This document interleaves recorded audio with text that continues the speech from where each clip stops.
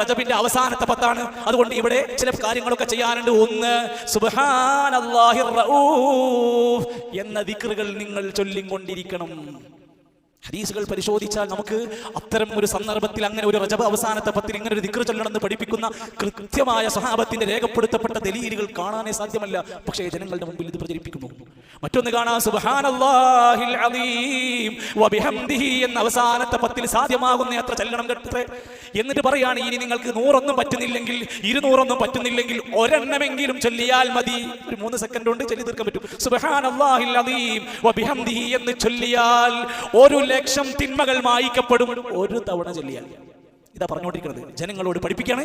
ഒരു 3 സെക്കൻഡ് അങ്ങനെ ചൊല്ലിയാൽ 1,00,000 തിന്മകൾ മായ്ക്കപ്പെടും. പിന്നെയോ അവന്റെ ഉമ്മാന്റെയും ബാപ്പാന്റെയും 24,000 തിന്മകൾ പൊറുക്കപ്പെടും. സുന്നത്താണെങ്കിൽ ഇത് പറഞ്ഞു കൊടുക്കൂല. ഇതില്ലാത്തതായതുകൊണ്ട് എല്ലാ ചാനലുകാരും എല്ലാ പ്രഭാഷകന്മാരും വിട്ടുകൊടുക്കുക.